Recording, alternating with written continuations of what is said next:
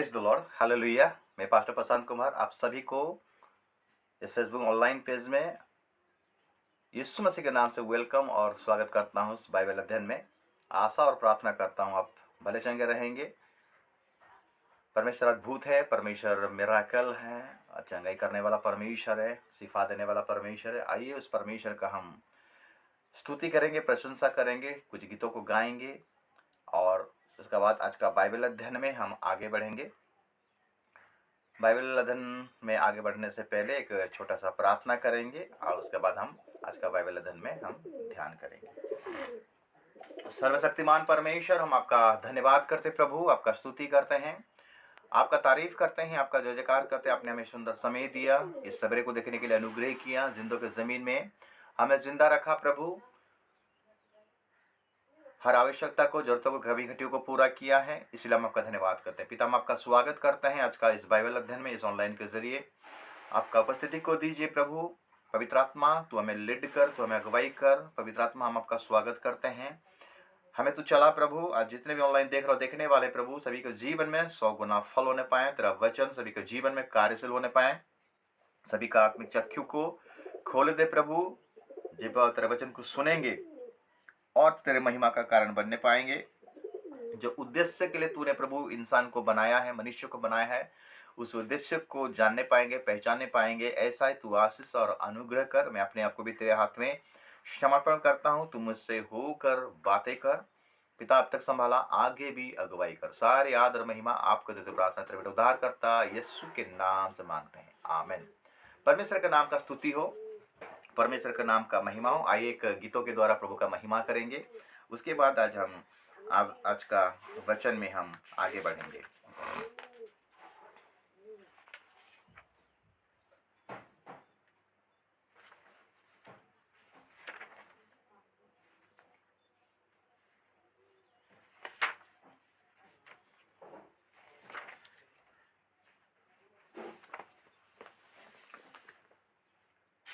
धन्यवाद प्रभु यीशु दिन के लिए, धन्यवाद प्रभु जीवन के लिए, धन्यवाद प्रभु यीशु दिन के लिए, धन्यवाद प्रभु जीवन के लिए, धन्यवाद।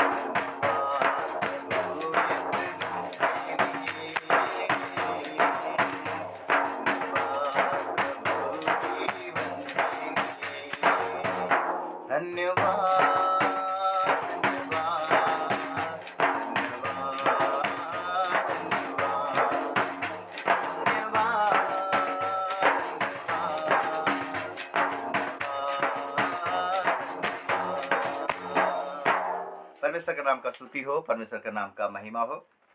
परमेश्वर अद्भुत है। प्रभु सही मायने में हम पर दया करता है, अनुग्रह करता है। हमारे सारे पापों को अपने ऊपर ले लिया है। उससे जो विश्वास करेगा वो नाश नहीं होगा परंतु अनंत जीवन को पाएगा।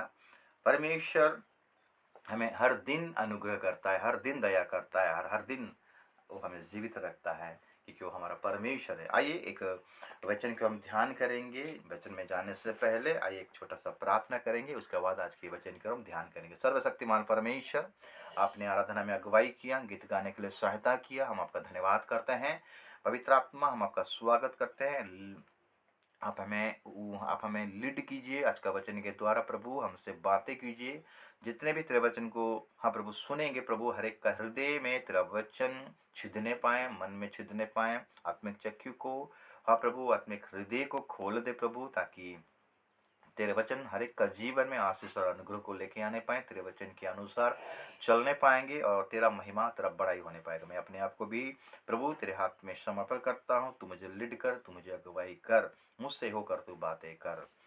सारी आदर महिमा आपको देते प्रार्थना तेरे बेटे उद्धार करता यीशु के नाम से मांगते हैं, आमीन।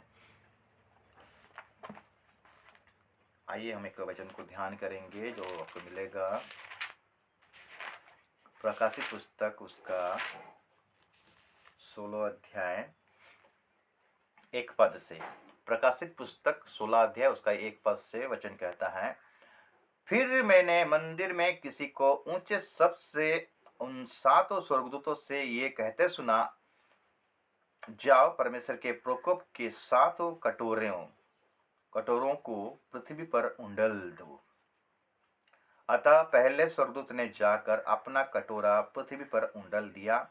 तब उन मनुष्य के जिन पर पशु की छाप थी और जो उसकी मृत्यु की पूजा करते थे, एक प्रकार का बुरा और दुखदायी फोड़ा निकला।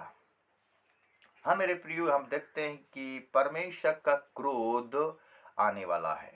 इस पृथ्वी पर परमेश्वर का क्रोध पड़ने वाला है। और हम देखते हैं कि प्रकाशित पुस्तक में ये बातें लिखा गया है। ये आखिरी चैप्टर, बाइबल का आखिरी चैप्टर है, रेवलेशन प्रकाशित पुस्तक, जो आगे को घटने वाला है। और यूहन्ना पतरस नामक टापू में रहकर ये चीज को देखकर यूहन्ना इस प्रकाशन को यहाँ पर लिख रहा है। प्रभु यीशु मसीह के तरफ से वचन आया और यूहन्ना ये चीज को लिख रहा है। और यहाँ पर देखते हैं कि परमेश्वर का क्रोध के बारे में यहाँ लिखा गया है। सातों स्वर्गदूत परमेश्वर से ऑर्डर लिए, परमेश्वर से ऑर्डर लिए, परमेश्वर को जो आज्ञा लिए, परमेश्वर से ये बातों को लिए, और परमेश्वर उनको कहा जाओ क्रोध का कटोरा को क्या करो, पृथ्वी पर उंडल दो। मेरे प्रियो, हम देखें परमेश्वर प्रेम करता है, परमेश्वर दया करता है, लेकिन एक एक एक चीज को हम देखते हैं, एक पहलू को हम देखते हैं कि परमेश्वर प्रेम करता है, परमेश्वर दया करता है, लेकिन परमेश्वर का दूसरा पहलू को हम अभी तक उसमें अनजान है। परमेश्वर क्रोध भी करता है, परमेश्वर न्याय भी करता है। इसके बारे में हमें जानना बहुत जरूरी है मेरे प्रियो, क्योंकि आने वाले दिन परमेश्वर का क्रोध का दिन होने वाला है। तो ये क्रोध का दिन में हमारा क्या काम है मेरे प्रियो? क्रोध तो आएगा, परमेश्वर का न्याय आएगा।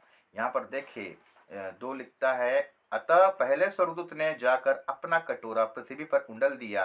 तब उन मनुष्य के जिन पर पशु की छाप थी और जो उसकी मृत्यु की पूजा करते थे, एक प्रकार का बुरा और दुखदायी फोड़ा निकला। ये घटना तब होगा मेरे प्रियो, जब वो यीशु मसीह अपना कलीसिया को उठा लेगा। उसके बाद परमेश्वर का क्रोध इस पृथ्वी पर उंडला जाएगा मेरे प्रियो। परमेश्वर न्यायवान है, परमेश्वर दया भी करता है, अनुग्रह भी करता है, लेकिन परमेश्वर का एक पहलू को आप ध्यान देते हो, लेकिन परमेश्वर न्याय भी करेगा, वो क्रोध भी करता है मेरे प्रियो। सबका न्याय होगा। ये क्रोध का कटोरा है। हम देखते हैं कि दाऊद कहता है मेरा कटोरा उमड़ रहा है। आनंद का भी एक कटोरा है, दुख का भी एक कटोरा है। यीशु मसीह जो गेत्सेमनी बाग में कटोरा बोला, प्रभु हो सके तो ये कटोरा उठा ले, फिर कहता नहीं प्रभु ये मेरा इच्छा नहीं, आपका इच्छा मेरे जीवन में सफल हो। दुख का कटोरा, और यह क्रोध का कटोरा, ये परमेश्वर का क्रोध आने वाला है मेरे प्रियो। हम देखते हैं पहला आदि पुस्तक में, उत्पत्ति के किताब में, जब परमेश्वर का क्रोध आया। उत्पत्ति अगर हम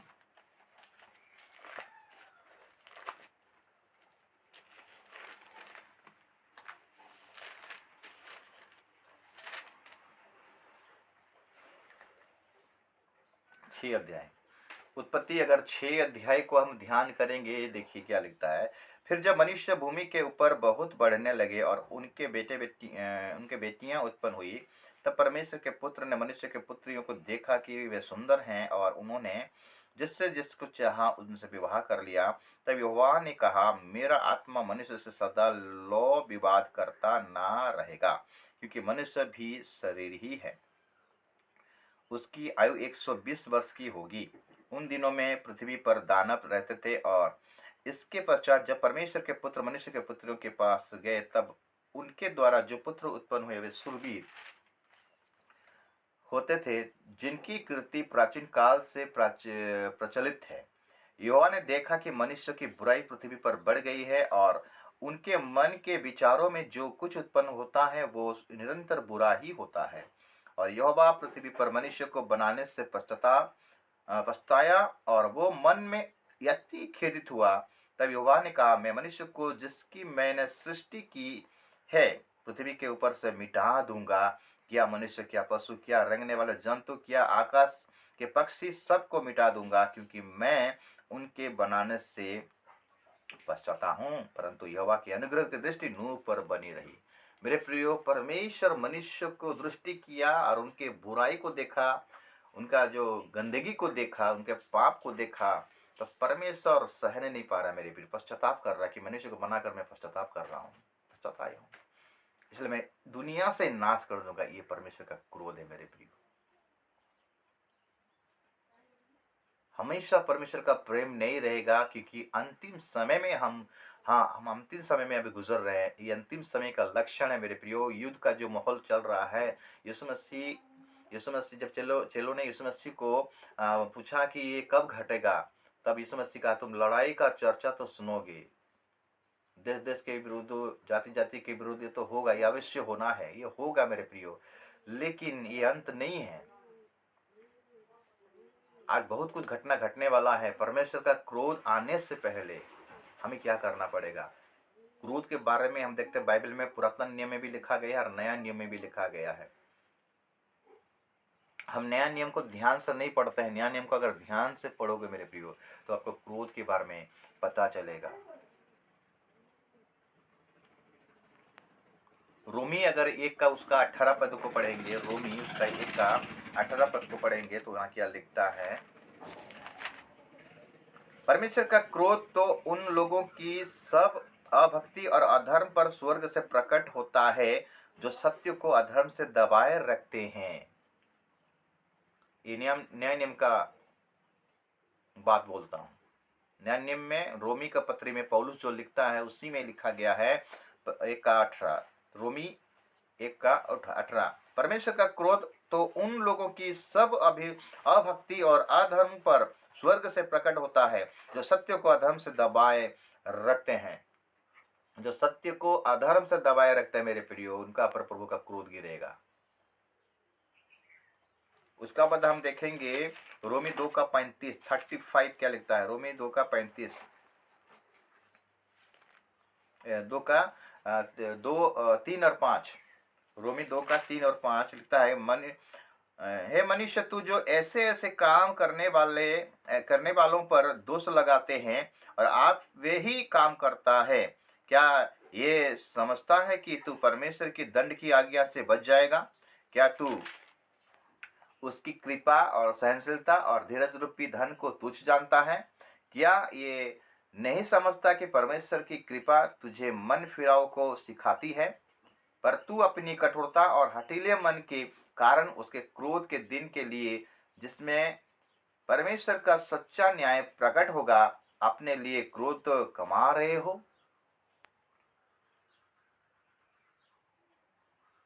परमेश्वर का दया को स्मरण करता हूं। प्रभु का दया को स्मरण कीजिए मेरे प्रिय। आपको प्रभु को कितना दया किया, अनुग्रह किया, कितना आशीष दिया। आप जो परमेश्वर को प्रेम करते थे, परमेश्वर को उपस्थिति में आप जब बैठते थे, ये सब आप क्या भूल गए हो? फिर से पुराना स्वभाव फिर से आ गया मेरे प्रियो। परमेश्वर का क्रोध गिरेगा मेरे प्रियो, परमेश्वर का क्रोध गिरेगा। और रोमी 8 का 1 कहता है कि जो परमेश्वर के साथ में, जो यीशु मसीह के साथ में, उन पर कोई दंड की आज्ञा नहीं है। रोमी 8 का 1 में लिखता है, अब तो जो मसीह यीशु में है, अतः अब जो मसीह यीशु में है, उन पर दंड की आज्ञा नहीं, क्योंकि वे शरीर के अनुसार नहीं वरन आत्मा के अनुसार चलते हैं। वचन कहता है कि शरीर के अनुसार नहीं, आत्मा के अनुसार चलते हैं। उन पर, जो आत्मा के अनुसार चलते हैं, उन पर दंड की आज्ञा नहीं है। जो शरीर के अनुसार चलते हैं, उन पर दंड की आज्ञा है मेरे प्रियो। ये नया नियम के बातें में बोलता हूं। रोमी 2 का 16 अगर पढ़ाई करेंगे मेरे प्रियो, वहां पर वही बातें लिखा गया है। जिस दिन परमेश्वर में मेरे सुसमाचार के अनुसार यीशु मसीह के द्वारा मनुष्य की गुप्त बातों का न्याय करेगा। मनुष्य की गुप्त बातों का न्याय किया जाएगा मेरे प्रियो। परमेश्वर न्याय करने वाला है मेरे प्रियो। जलन रखने वाला परमेश्वर है। वो भयानक होने वाला, आने वाले दिनों में लोग, आने वाला क्रोध भयानक होने वाला है। तो उस क्रोध से हम किस प्रकार बचेंगे, हम लास्ट में आपको बताएंगे। यूहन्ना 3, यूहन्ना के सुसमाचार पत्र में भी देखिए प्रभु का क्रोध के बारे में लिखा गया है। 3 का अगर यूहन्ना 3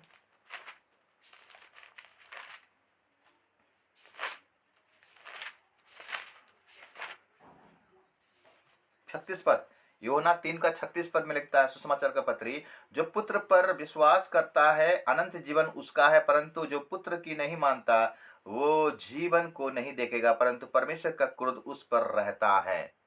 जो यीशु मसीह पर विश्वास करता है मेरे प्रियो, जो पुत्र पर विश्वास करता है, अनंत जीवन उसका है। जो पुत्र पर विश्वास करता है वो उसका अनंत जीवन है, और जो पुत्र पर विश्वास नहीं करता है उसका ऊपर परमेश्वर का दंड आएगा मेरे प्रियो। यीशु मसीह एकमात्र उद्धार करता है। अगर हम यीशु मसीह को विश्वास नहीं करेंगे तो हमारे जीवन में दंड आएगा। यीशु मसीह को विश्वास करने का मतलब है उसको फॉलो करना। यीशु मसीह को विश्वास करना मतलब उसके स्वभाव में बढ़ना। केवल यीशु को जानना ही काफी नहीं, यीशु को जानकर यीशु मसीह के मार्ग में चलना। यीशु मसीह ने जो हमें सिखाया है, यीशु मसीह ने जो चेलों को सिखाया, चेले हमको सारे चीज को दे दिया। आज हम बाइबल को पढ़ते हैं, वचन के अनुसार जो चलता है, वचन को जो फॉलो करता है मेरे प्रियो, वही अनंत जीवन को पाएगा, नहीं तो उसके जीवन में दंड की आज्ञा है मेरे प्रियो। जिस प्रकार मरकुस में लिखता है कि जो विश्वास करेगा, बपतिस्मा लेगा, उसी का उद्धार होगा, और जो विश्वास नहीं करेगा उस पर दंड की आज्ञा। मरकुस 15, मरकुस थोड़ा सा निकालेंगे, मरकुस का चैप्टर में देखेंगे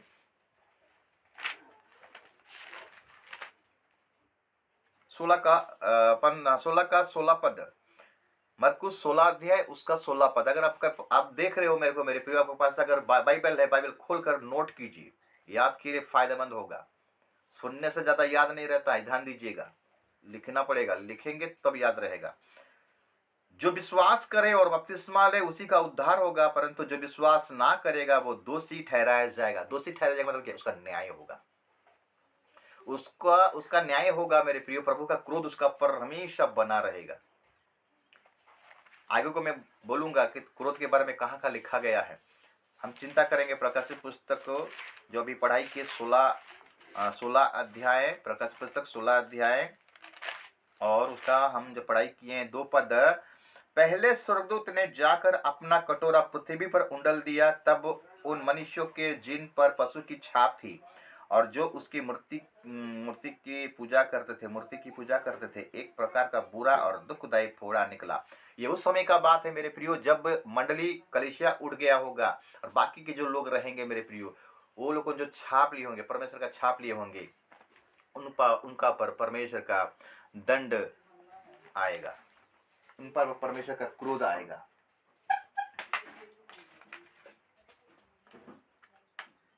करंट चला गया, थोड़ा सा ध्यान करेंगे।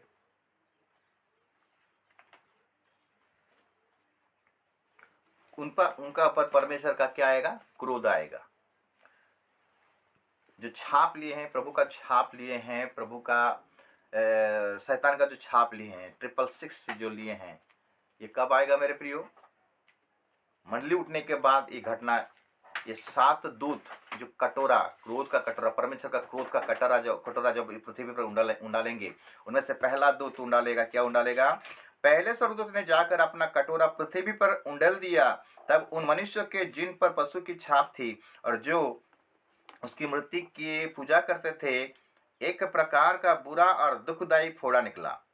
ये पहला स्वर्गदूत, शरीर में फोड़ा होगा मेरे प्रियो, ऐसा सा फोड़ा निकलेगा, उसका कोई इलाज नहीं रहेगा। ऐसा समय आ रहा है मेरे प्रियो, कलीसिया उठने के बाद जो लोग रह जाएंगे और उस पशु का छाप जो लोगों ने लिए होंगे मेरे प्रियो, और जो नहीं भी लिए होंगे, उनका पर ये दंड आएगा, क्रोध आएगा। उसके बाद हम देखते हैं मेरे प्रियो 3 पद, 16 का 3, प्रकाशित पुस्तक 16 का 3 पद को देखिए क्या लिखता है। दूसरे स्वर्गदूत ने अपना कटोरा समुद्र पर उंडल दिया और वो मरे हुए मनुष्य के लहू जैसा बन गया, और समुद्र में का हर एक जीवधारी मर गया। परमेश्वर का दूसरा क्रोध गिरेगा समुद्र का ऊपर मेरे प्रियो। ये रैप्चर होने के बाद ये घटना घटने वाला है। क्या आप रैप्चर के लिए तैयारी कर रहे हैं? रैप्चर में जाने के लिए कोशिश कर रहे हैं क्या? प्रश्न, उसके लिए प्रिपेयर हो रहे हैं? अगर रैप्चर में नहीं जाएंगे, अगर रह जाएंगे, तो ये क्रोध उनका पर गिरने वाला है। ये दूसरा क्रोध है परमेश्वर का, दूसरा कटोरा, क्रोध का कटोरा। तीसरा कटोरा अगर देखेंगे, तीसरी स्वर्गदूत ने अपना कटोरा नदी और पानी के सोते पर उंडल दिया और वे लहू बन गए। तब मैंने पानी के स्वर्गदूत को यह कहते सुना, हे पवित्र जो है और जो था, तू न्यायी है और तूने ये न्याय किया। हम देखें कि समुद्र में एक कटोरा गिर रहा है, क्रोध का कटोरा गिर रहा है, समुद्र का पानी क्या हो जा रहा है। 2 पद में हम देखते हैं दूसरा स्वर्गदूत समुद्र पर, दूसरा स्वर्गदूत ने अपना कटोरा समुद्र पर उंडेल दिया। अब वो मरे हुए मनुष्य के लहू जैसा बन गया और समुद्र में का हर एक जीवधारी मर गया। समुद्र में जितने भी जीव जंतु है मेरे प्रिय, सब मर गए। ये प्रभु का क्रोध है मेरे प्रिय, समुद्र को भी प्रभु मिटा देगा। उसके बाद देखते हैं कि नदी नाला, तीसरे स्वर्गदूत ने अपना कटोरा नदियों और पानी के सोते पर उंडेल दिया। पानी का सोता, नदी नाला, वहां पर उसका क्रोध गिरा और लहू बन गया। तब मैंने पानी के स्वर्गदूत को ये कहते सुना, हे पवित्र जो है और जो था, तू न्याय है और तू यह न्याय करेगा। मेरे प्रियो, आने वाले दिनों में जो पानी पर जो क्रोध गिर रहा है मेरे प्रियो, हमको पानी मिलेगा नहीं। हम अगर रहेंगे यहाँ पर तो पानी का भी दिक्कत आएगा, प्रॉब्लम आएगा। अभी तो दिक्कत आ रहा है, हमको साफ पानी अभी तक भी नहीं मिलता है। आज पानी के द्वारा कितना बीमारी फैलता है यह खुद अंदाज कर सकते हैं, मालूम कर सकते हैं। इसलिए लोग बिस्लरी पानी पीते हैं, मिनरल वाटर पीते हैं। आज धरती का जो पानी का स्तर है, पानी का लेवल है, वो तो घटते जा रहा है, लेकिन पानी भी दूषित हो गया मेरे प्रियो। तो अंत के दिनों में, अंत के समय में जब कलीसिया उठ जाएगा, प्रभु का जो क्रोध गिरेगा, समुद्र पर गिरेगा, पानी पर गिरेगा। ध्यान दीजिएगा, ये मतलब आप सोच रहे हो कि मजाक नहीं। प्रकाशित पुस्तक में जो लिखा गया है वो घटने वाला है। उसके बाद हम देखते हैं चौथे स्वर्गदूत है, क्योंकि उन्होंने 8 पद 16 का 8, प्रकाशित पुस्तक 16 का 8 पद लिखता है, चौथे स्वर्गदूत ने अपना कटोरा सूर्य पर उंडेल दिया और उससे मनुष्य को आग से झुलसाने देने का अधिकार दिया गया।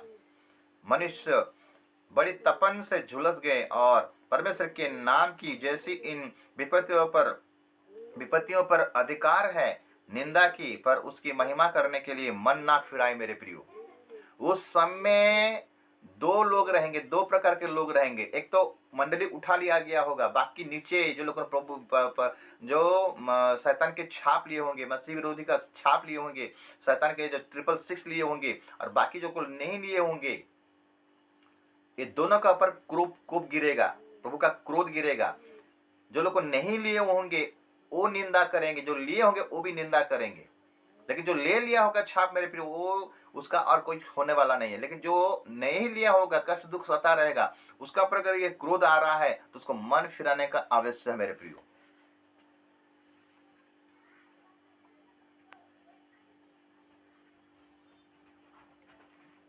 चौथा स्वर्गदूत ने अपना कटोरा सूर्य पर उंडेल दिया। सूर्य को इतना तेज किया जाएगा मेरे प्रियो, अभी तो गर्मी को हम सह नहीं पाते हैं, लेकिन उस समय इतना गर्मी होगा हम सह नहीं पाएंगे, कहां भी चैन नहीं मिलेगा मेरे प्रियो।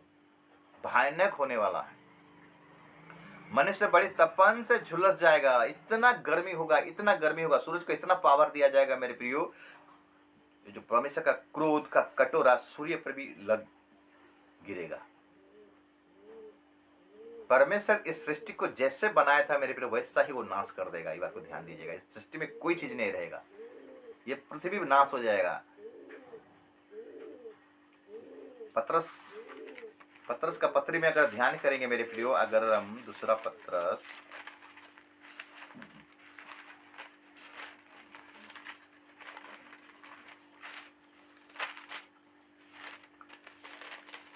पत्रस अगर हम 3 अध्याय को अगर हम ध्यान करेंगे, 5 पद, दूसरा पत्रस 3 अध्याय 5 पद में क्या लिखता है, वे तो जानबूझकर ये भूल गए कि परमेश्वर के वचन के द्वारा आकाश प्राचीन काल से विद्यमान है और पृथ्वी भी जल में से बनी और जल में स्थिर है। इसी कारण उस युग का जगत जल में डूबकर नष्ट हो गया, पर वर्तमान काल के आकाश और पृथ्वी इसी वचन के द्वारा इसलिए रखे गए हैं कि जलाए जाएं और वे भक्तिहीन मनुष्य के न्याय और नष्ट होने के दिन तक ऐसे ही रखे रहेंगे। हम देखें मेरे प्रियो, प्रभु पुराना उत्पत्ति के किताब में देखते हैं कि उस टाइम जल प्रलय के द्वारा पूरा पृथ्वी को विनाश कर दिया और एक परिवार को बचाया, जो परिवार परमेश्वर को भय करता था। नूह परमेश्वर को भय करता था और नूह परमेश्वर के आज्ञाओं को मानता था, परमेश्वर के वचन के अनुसार चलता था, इसलिए नूह को परमेश्वर, उसका परिवार को परमेश्वर ने बचाया। देखें 8 में चौथे स्वर्गदूत ने क्या किया, चौथा सूत्र, जो कटोरा सूर्य पर उंडल दिया, क्रोध का कटोरा, उसे मनुष्य को आग से झुलस देने का अधिकार दिया गया। मतलब सूर्य को अधिकार दिया जा रहा है मेरे प्रियो, आग और तेज होने वाला है। ये उन पर होने वाला है जो नीचे हैं, रैप्चर में जो लोग नहीं गए हैं और रह गए हैं मेरे प्रियो, उन्हीं का पर दंड आने वाला है। और जब ये दंड आएगा, लोग परमेश्वर का निंदा करेंगे, मन नहीं फिर आएंगे अपने अपने पापों से मेरे प्रियो। और 10 पद लिखता है, 16 का 10, प्रकाशित पुस्तक 16 का 10 में लिखता है, पांचवें स्वर्गदूत ने अपना कटोरा उस पशु के सिंहासन पर उंडल दिया और उसके राज्य पर अंधेरा छा गया। लोग पीड़ा के मारे अपनी अपनी जीभ चबाने लगे और अपनी पीड़ाओं और फोड़ों के कारण स्वर्ग के परमेश्वर की निंदा की, पर अपने अपने अपने कामों से मन ना फिराए मेरे प्रियो, अपने अपने कामों से मन नहीं फिराए, प्रभु का निंदा करने लगे। पांचवा स्वर्गदूत ने अपना कटोरा उस पशु के सिंहासन पर उंडल दिया। पशु का सिंहासन कहाँ है मेरे प्रियो? जब शैतान इस दुनिया को हैंडल करता रहेगा, राज्य करता रहेगा, क्रिस्त विरोधी, मसीह विरोधी, जो शैतान इस जगह में, मतलब यरूशलेम के मंदिर में, यरूशलेम में वहां पर राज करता रहेगा, उसका वो सिंहासन रहेगा, वहां पर कटोरा, क्रोध का कटोरा गिरा जाएगा मेरे प्रियो, और अंधेरा छा जाएगा। पांचवा स्वर्गदूत ने अपना कटोरा पशु के सिंहासन पर उंडल दिया और उसके राज्य पर अंधेरा छा गया। जो राज्य वो चलाता रहेगा मेरे प्रियो, उस समय अंधेरा छा गया। लोग पीड़ा के मारे अपनी अपनी जीभ चबाने लगे और अपनी पीड़ाओं और फोड़ों के कारण स्वर्ग के परमेश्वर की निंदा की, पर अपने अपने कामों से मन ना फिराए। अंधेरा तो छा गया मेरे प्रिय, फोड़े भी निकलने लगे उनके जीवन में, पीड़ाएं आई उनके जीवन में, तकलीफ आई उनके जीवन में। उस समय भी उन लोगों ने मन नहीं फिराए। कौन लोगों? छाप जो लोगों नहीं लिए हैं, जो लोगों छाप नहीं लिए, वो लोगों भी हैं उस समय, रह गए हैं वो लोग। अभी तक मसीह विरोधी का छाप, शैतान का छाप 666 नहीं लिए हैं, माथे में और हाथ में जो छाप लगेगा। जो लोग छाप लिए हैं तो उनका कोई कुछ होने वाला नहीं, वो तो गए। लेकिन जो लोग छाप नहीं लिए हैं वो लोग भी रहेंगे, वो लोग रप्चर में नहीं गए होंगे, लोग रहेंगे। उनका जीवन में ये समस्या आएगा, ये तकलीफ आएगा मेरे प्रिय, उनका जीवन में भी आएगा जो छाप लिए हैं। तो जो लोग छाप नहीं लिए हैं वो लोग परमेश्वर का निंदा करेंगे, वही लोग भी निंदा करेंगे, लेकिन ज्यादा निंदा यही लोग करेंगे, लेकिन मन नहीं फिराएंगे। छठवें स्वर्गदूत, 12 पद, छठवें स्वर्गदूत ने अपना कटोरा महानद फरात पर उंडल दिया और उसका पानी सूख गया कि पूर्व दिशा के राज्य के लिए मार्ग तैयार हो जाए। जितने भी बड़ा बड़ा नदी है मेरे फिर सब सूख जाएगा, एक रास्ता निकलेगा। फिर मैंने अजगर के मुंह से और उस पशु के मुंह से और उस झूठे भविष्यवक्ता के मुंह से 3 अशुद्ध आत्माओं को मेंढक के रूप में निकलते देखा। भयानक होने वाला है मेरे प्रिय, अंतिम समय में शैतान का काम और भी तीव्र हो जाएगा, भयानक हो जाएगा। चिन्ह दिखाने वाली दुष्टात्माएं हैं जो सारे संसार के राजाओं के पास निकलकर इसीलिए जाती हैं कि उन्हें सिंह सर्वशक्तिमान परमेश्वर के उस बड़े दिन की लड़ाई के लिए इकट्ठा करे। ये अंतिम युद्ध के बारे में लिखा गया है मेरे प्रियो। शैतान क्या करेगा? सारे लोगों को मताएगा, सारे लोगों को क्या करेगा? इकट्ठा करेगा अंतिम युद्ध के लिए, जो यीशु मसीह के साथ होने वाला है मेरे प्रियो। देख मैं चोर के समान आता हूं, धन्य है वे जो जगह जागता रहता है और अपने वस्त्र की चौकसी करता है कि नंगा ना फिरे और लोग उसका नंगापन ना देखें। और उन्होंने उनको उस जगह इकट्ठा किया जो इब्रा में हर मैगिदोन कहलाता है। ये आखिरी युद्ध है मेरे प्रियो, एक तराई है, इस यरूशलेम के पास एक तराई है। शैतान क्या करेगा? दुनिया के सारे लोगों को क्या करेगा? अपने को कब्जा करेगा और यीशु मसीह के साथ लड़ाई करने के लिए वो इकट्ठा करेगा, युद्ध छिड़ेगा। और आखिरी में 17 पद, 7वें स्वर्गदूत ने अपना कटोरा हवा पर उंडल दिया और मंदिर के सिंहासन ये बड़ा सा हुआ, सिंहासन से ये बड़ा सा हुआ हो चुका। फिर बिजलियां चमकी और शब्द और गर्जन हुए और एक ऐसा भूकंप हुआ आया कि जब से मनुष्य की उत्पत्ति पृथ्वी पर हुई तब से ऐसा बड़ा भूकंप कभी ना आया था। इससे बड़े बड़े नगर के 3 टुकड़े हो गए और जाति जाति के नगर गिर पड़े और बड़े बड़े बेबीलोन का स्मरण परमेश्वर के यहाँ हुआ कि वो अपने क्रोध की जलजलाहट की मदिरा उससे पिलाए। हर एक टापू अपनी जगह से टल गया, हर एक पहाड़ का पत्ता ना चला। आकाश से मनुष्य पर भर के बड़े ओले गिरे मन भर के बड़े बड़े ओले गिरे, इसलिए कि ये विपत्ति बहुत ही भारी थी। लोगों ने ओले की विपत्ति के कारण परमेश्वर की निंदा की। ये 7 कटोरा परमेश्वर क्रोध का कटोरा उन पर गिरने वाला है। रप्चर में तो कलीसिया उड़ गया होगा मेरे प्रियो, लेकिन जो लोग रह गए हैं, जो लोग रह जाएंगे, जो छाप लिए हैं शैतान का, जो छाप लिए हैं, जो छाप नहीं लिए हैं, वो लोग रह जाएंगे। उन पर ये क्रोध गिरने वाला है। तो मेरे प्रियो, अगर आप रक्षा में चले गए तो आपके लिए अच्छा है, भला है, आप सुरक्षित हैं। बाई चांस आप रप्चर में नहीं गए और रह गए हैं मेरे प्रियो, उस टाइम आपका काम है मन फिराना। उस टाइम भी प्रभु आपका उद्धार करेगा। लेकिन यहाँ पर दिखते हैं कि निंदा करने लगे। जो लोग मन फिराएंगे वो लोग तो जाएंगे, लेकिन जो लोग मन नहीं फिराएंगे मेरे प्रियो, वो भी नाश हो जाएंगे। प्रभु का क्रोध भयानक होने वाला है मेरे प्रियो, भयानक होने वाला है।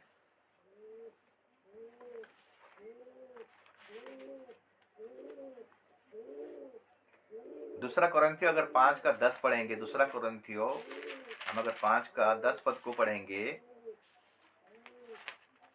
वहां लिखता है, क्योंकि अवश्य है कि हम सबका हाल मसीह के न्याय आसन के सामने खुल जाए, कि हर एक व्यक्ति अपने अपने भले बुरे कामों का बदला जो उसने देह के द्वारा किए हो पाए। न्याय होगा, परमेश्वर का न्याय करेगा परमेश्वर। उसका क्रोध से कोई नहीं बच सकता मेरे प्रियो। आप परमेश्वर का प्रेम को देखे हो, दया को देखे हो, अनुग्रह को देखे हो, लेकिन उसका क्रोध को अभी तक आप देखे नहीं हो। वो आने वाला है। पुरातन नियम में इन परमेश्वर का क्रोध के बारे में लिखा गया, भयानक। जब कुरोह के संतानगण, आपका गिनती का पुस्तक 16 अध्याय पढ़े करेंगे, 16-17, कुरोह का संतानगण जब बलवा किए मूसा का हारून के विरुद्ध में, क्योंकि परमेश्वर ने मूसा हारून को चुना था इस्राएल के अगुवा होने के लिए, इस्राएल को छुटकारा देने के लिए। वो लोग उनको प्रभु मूसा को अभिषेक किया, प्रभु को मूसा को चुना था। लेकिन कुरोह का जो संतानगण थे वो लोगों ने बलवा किए। केवल मूसा को, हारून को और उसके पूरा परिवार को क्या प्रभु चुना है? हमको क्या नहीं चुना है? हम क्या पवित्र नहीं है? और लोगों ने बलवा किए। परमेश्वर क्रोध किया मेरे प्रिय, और उनको क्या किया? पृथ्वी धस गया और लोगों पृथ्वी के नीचे सब अधोलोक में चला गया मेरे प्रियो, और पृथ्वी फिर से जीवती हो गया। परमेश्वर का क्रोध भयानक है। उसको, उसका क्रोध से अगर बचना चाहते हो तो मेरे प्रियो मन फिराइए, अपने अपने पापों से मन फिराइए, अपने अपने पापों से मन फिराइए।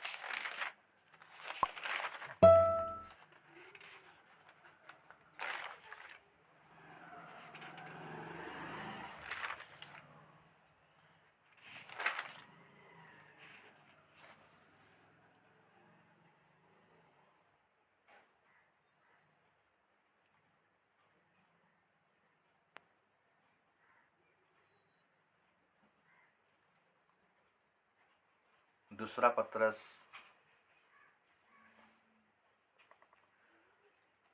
पत्रस जब 3 अध्याय हम उसका 9 पद को पढ़ते हैं मेरे प्रिय, वहां लिखता है कि परमेश्वर हमें मन फिराव का मौका देता है।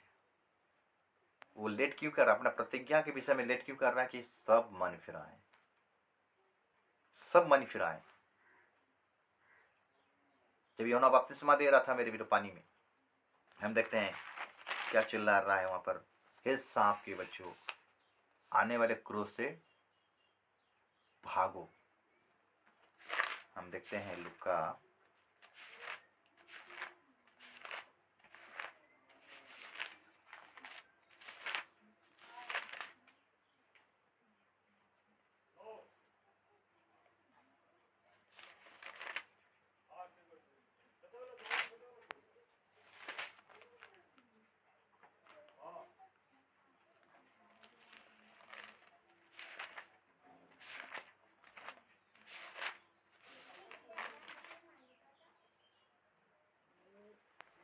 अगर हम पढ़ाई करेंगे मत्ती 3 अध्याय उसका 7 पद, जब उसने बहुत से फरीसियों और सदुकियों को बपतिस्मा के लिए अपने पास आते देखा तो उनसे कहा, हे सांप के बच्चों, तुम्हें किसने जता दिया कि आने वाले क्रोध से भागो? इसलिए मन फिरा के योग्य फल लाओ और अपने अपने मन में ये ना सोचो कि हमारे पिता अब्राहम है, क्योंकि मैं तुमसे कहता हूं कि परमेश्वर इन पत्थरों से अब्राहम के लिए संतान उत्पन्न कर सकता है। अब कुल्हाड़ा पेड़ की जड़ पर रखा हुआ है, इसलिए जो जो पेड़ अच्छा फल नहीं लाता वो काटा और आग में झोंका जाता है। हे सांप के बच्चों, आने वाले क्रोध से भागो, इसलिए मन फिराने का योग्य फल लाओ। आज भी अगर हम कलीसिया को देखेंगे मेरे प्रियो, मन फिरा उनका जीवन नहीं काट रहे हैं, केवल कलीसिया में जा रहे हैं, आ रहे हैं, नाम का जा रहे आ रहे हैं, मैंने रूटीन को पूरा कर रहे हैं। क्या वचन को फॉलो हो रहा है मेरे प्रियो? मन फिराने का योग्य फल लाए मेरे प्रियो, मतलब आपको दिखावटी करना नहीं है, आपके जीवन से वो क्रिया को करना है ताकि प्रूफ मिले कि हाँ मैं प्रभु को विश्वास करता हूं। आपके कार्य के द्वारा आप प्रभु को दिखाइए कि आप प्रभु को प्रेम करते हैं और विश्वास करते हैं। अगर आपके कार्य के द्वारा नहीं दिखाई दे रहा मेरे प्रिय, इसका मतलब आप ढोंगी हैं, आप ढोंग कर रहे हैं। संडे संडे जाकर गिरजा में बैठकर वचन को सुनकर आराधना कर कर नहीं चलेगा। जो वचन आप सुनते हो उस वचन को आकर मनन करके उसके अनुसार अपने जीवन को व्यतीत करो, तब मन फिराने का योग्य फल आपके जीवन में दिखाई देगा मेरे प्रिय। जक्कई मन फिराया, जक्कई को पता चला यीशु मसीह यरीहो में प्रवेश किया। जक्कई एक चुंगी लेने वाला था, जबरदस्त टैक्स कलेक्शन करता था, जबरदस्त वो चुंगी लेता था। लेकिन देखते हैं कि जब यीशु मसीह यरीहो में प्रवेश किया तो जक्कई यीशु मसीह को देखने के लिए दौड़कर चला गया मेरे प्रियो। लेकिन भीड़ आया, भीड़ को देखा, भीड़ से वो देखने नहीं पा रहा, फिर रास्ते के किनारे हो गया और गिलर के पेड़ में चढ़ गया और यीशु मसीह उसी पेड़ के पास आया मेरे प्रियो और बोला, हे जक्कई नीचे उतारा, आज मैं तेरे घर में रहूंगा। जब जक्कई यीशु मसीह को अपने घर में लेके जा रहा है मेरे प्रियो, तब लोगों ने बोले, देखो देखो यीशु मसीह एक पापी के घर में जा रहा है। तब जक्कई को झटका लगा, जक्कई का हृदय में खेदित हुआ, बोला कि हे प्रभु, मैंने जिससे जो कुछ ले लिया था मैं उसको 100 गुना लौटा दे रहा हूं। जिसके साथ जो अन्याय किया था मैं 100 गुना लौटा दे रहा हूं। मतलब मन फिराया, लेकिन मन फिराने का योग्य फल उसके जीवन में क्रिया के द्वारा पता चल रहा है मेरे प्रिय, लेकिन हमारा जीवन में नहीं दिखाई देता है। आप किसी को माफ करने नहीं पाते हैं। अगर आप किसी को माफ कर रहे हो, इसका मतलब है आपको दिखाना पड़ेगा कि आप उसको माफ दिए हो। माफ सॉरी बोल देते हो, सॉरी तो ऐसा चीज हो गया सॉरी, लेकिन सॉरी करने के बाद क्या आपके साथ बात कर रहे हो? क्या कोई गलत काम, कोई पाप, कोई शराब, दारू, गुटखा, तंबाकू, हिंसा, डहा, ये जब छोड़ते हो अपने क्रिया के द्वारा, तब पता चलता है कि आप सच्चा मन फिराया किए हैं। जक्कई ने मन फिराया। उड़ाऊ पुत्र पिता से धन लेकर चला गया था, कुकर में सारे धन को उड़ा दिया, लेकिन अपने आप में आया, चित ठिकाने आया और मैं पिता से माफी मांगूंगा, मैंने पाप भी किया है। आज कलीसिया का दशा कैसा जानते हैं? आने वाले क्रोध से अगर बचना है मेरे प्रियो, मन फिराने का बहुत आवश्यकता है। प्रभु के तरफ हमको फिरना है, मन फिराना है, पापों से मन फिराना है। हमारा जीवन जो गलत काम हम जो कर रहे हैं उससे मन फिराना है। केवल नाम का गिरजा जाना, नाम का गिरजा आना ये काफी नहीं है। हम प्रभु को दिखाना है, क्योंकि प्रभु हार्ट को देखता है, हमारे हृदय को देखता है, हमारा मन का विचारों को देखता है। क्योंकि मन में असाध्य रोग लगा हुआ है, उस रोग से बचने के लिए हमें मेडिसिन की आवश्यकता है, और वो मेडिसिन है वचन। वचन के अनुसार चलना, वचन को पढ़ना, सुनना, मनन करना। और वचन क्या करता है? वचन ये आईना है। इस वचन को हम जब पढ़ते हैं, आईना सदृश है मेरे प्रियो। आईना में हम अपने चेहरे को, अपने हृदय को देखते हैं कि हमारे अंदर में क्या गड़बड़ियां हैं। वचन पढ़ने से पता चलता है। आप जब आईने के सामने खड़े होते हो मेरे प्रियो, आपका चेहरा को आप देखते हो, कुछ दाग रहता है तो उसको क्या करते हो? आप देखते रहते हो, इसको कैसे मिटाना है। इसी प्रकार ये आईना है, दर्पण है। इसको जब हम पढ़ते हैं तो हम अपना जीवन को, अपना हृदय में क्या चल रहा है उस सब पता चलता है। इसमें वो साफ करना है। आने वाले क्रोध से हमें बचना है। अगर रैप्चर में जाना है तो प्रभु यीशु मसीह को फॉलो कीजिए, उसकी इच्छा के अनुसार चलिए। बाई चांस रुक गए हो, फिर भी प्रभु एक मौका देता है, मन फिराइए, अपने अपने पापों से मन फिराइए। लिखा 7 कटोरे के बारे में हम पढ़े, वो लोगों को पीड़ा आया, फोड़ा आया, फिर भी वो लोग प्रभु का निंदा करते थे, मन नहीं फिराए।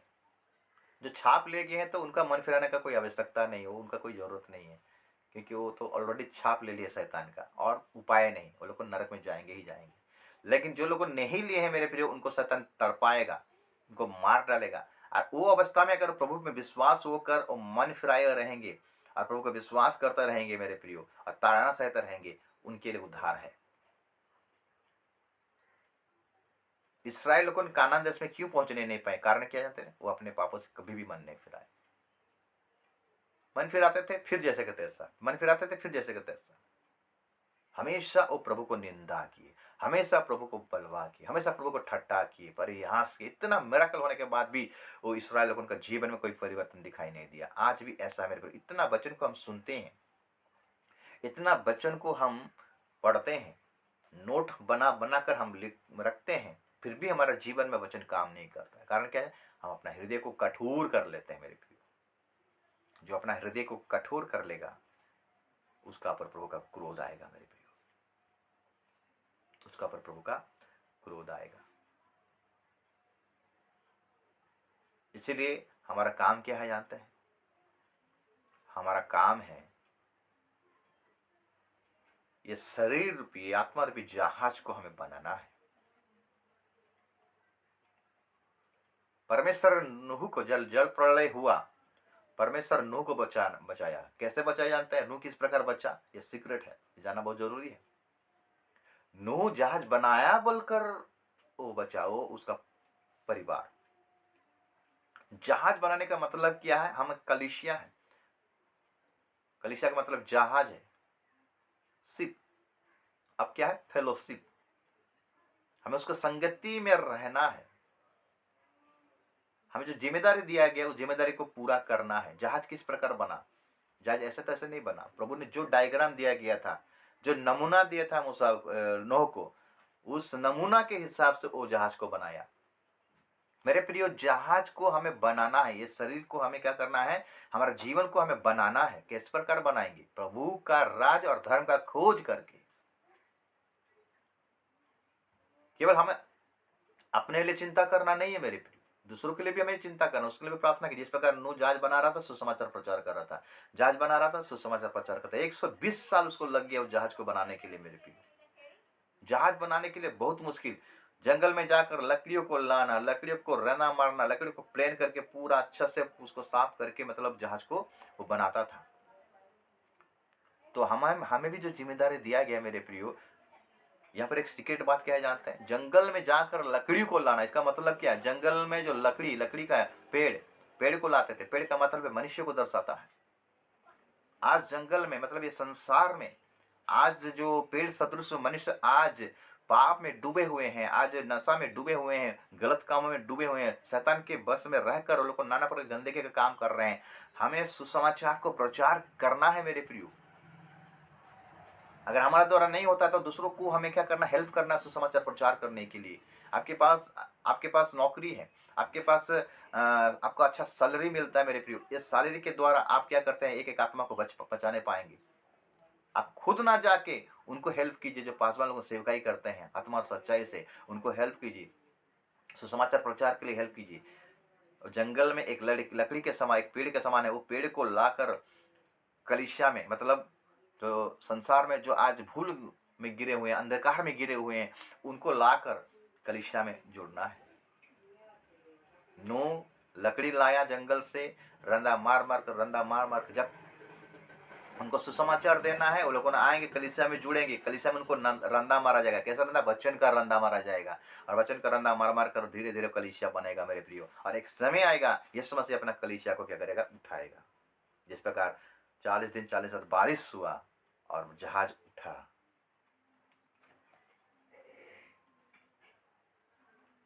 मेरे प्रियो,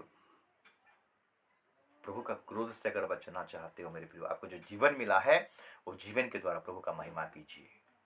सबको अधिकार मिला है सुसमाचार प्रचार करने के लिए। आप जिस प्रकार भी आप अपना सुसमाचार को आप फैला सकते हो, किसी को हेल्प करके, खुद जाकर, नहीं तो प्रभु का क्रोध का पात्र हो जाएंगे मेरे प्रियो।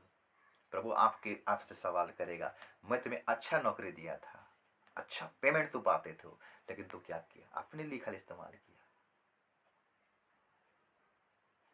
सुसमाचार के लिए क्या हम इस्तेमाल किए? प्रभु के राज्य के लिए हम क्या इस्तेमाल किए? अपने हृदय को थोड़ा झांकिए मेरे प्रियो। ये मैं नहीं कहता हूं, वचन कहता है। यीशु मसीह का एक ही लक्ष्य था, मन फिराओ, क्योंकि स्वर्गराज निकट है।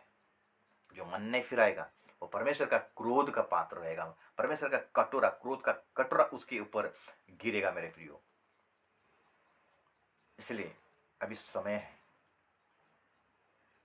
उसका आगमन और निकट आ रहा, और निकट हम उसके आगमन के निकट हो रहे हैं मेरे प्रियो। इस समय में हमें परमेश्वर का इच्छा को पूरा करना है। जो परमेश्वर का इच्छा को पूरा करता है, धर्मी जन विश्वास के द्वारा जीवित रहेगा। धर्मी जन कौन है? जो यीशु मसीह को विश्वास किए, बपतिस्मा लिए, उसी दिन उनके जीवन में धार्मिकता आया। और प्रभु यीशु मसीह उसी दिन से हमें एक आज्ञा दिया कि सारे जगत में जाओ, सुसमाचार प्रचार करो, उन्हें पिता पुत्र पवित्र आत्मा के नाम से बपतिस्मा दो, मैंने जो सिखाया उनको मानना सिखाओ। हम अगर खुद नहीं जाते हैं प्रचार करने के लिए, अपने धन के द्वारा हम प्रभु का सेवकाई करें। आपके आसपास में प्रभु के दास रहेंगे, उनका मदद कीजिए, उनका हेल्प कीजिए। क्योंकि स्वर्ग में अगर पुरस्कार चाहते हो, रिवार्ड चाहते हो, तो स्वर्ग में धन संचय कीजिए। अगर प्रभु का क्रोध से बचना चाहते हो मेरे प्रिय, तो प्रभु का काम को पूरा कीजिए। प्रभु के इच्छा के अनुसार अपना जीवन को व्यतीत कीजिए। एक पद को निकालेंगे, शुभ उपदेशक उसका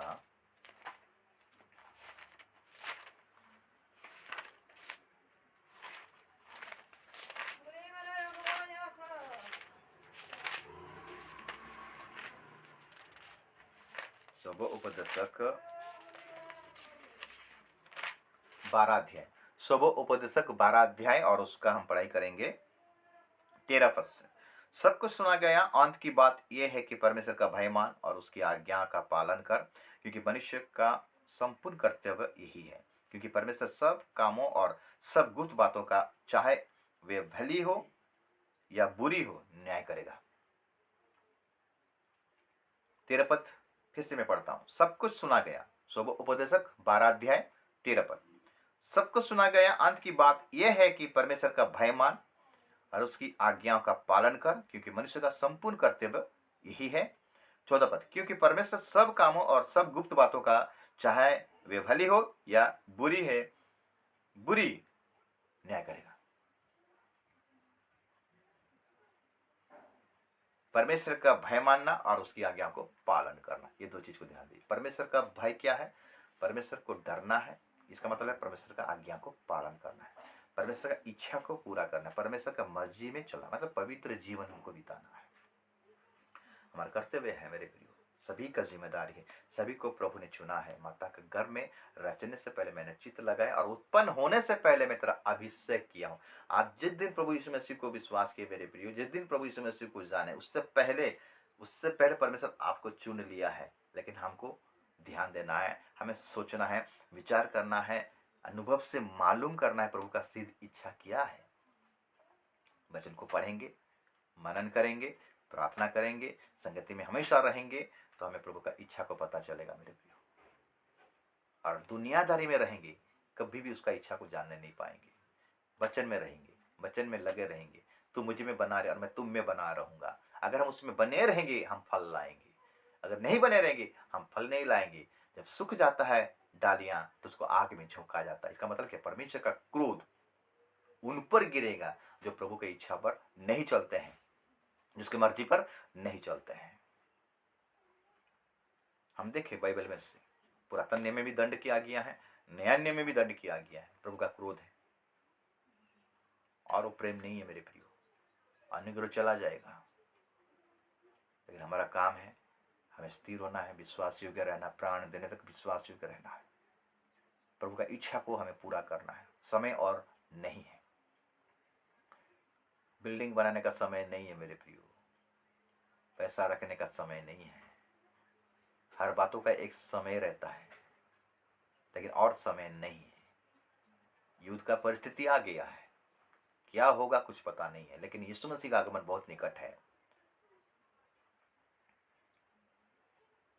सब कुछ मिट जाएगा, सब कुछ। बिल्डिंग बनाएंगे, बिल्डिंग भी धस जाएगा। पैसा रखेंगे, पैसा दूसरे खाएंगे। रप्चर होने के बाद पैसा कहाँ रखेंगे? आप तो सब गायब होकर चले जाओगे, तो आपका जो बैंक बैलेंस कौन खाएगा? दूसरे लोग खाएंगे, जो रह जाएंगे वही लोग कौन खाएंगे? लूट कर ले जाएंगे। ऐसा परिस्थिति आने वाला है मेरे प्रिय। उससे पहले अपने लिए स्वर्ग में धन संचय कीजिए। प्रभु का इच्छा में चलिए, प्रभु का मर्जी में चलिए। जो प्रभु का इच्छा पर चलता है, उसका मर्जी में चलता है, उसके ऊपर दंड किया गया नहीं है। जो यीशु मसीह में है, उसके ऊपर दंड किया गया नहीं है। अपने हृदय को झांकिए, अपने मन को झांकिए, अपने जीवन को झांकिए कि आप यीशु मसीह में हो कि नहीं। मैं आशा करता हूँ आज का वचन आप सबों के लिए आशीष का कारण जरूर बना होगा।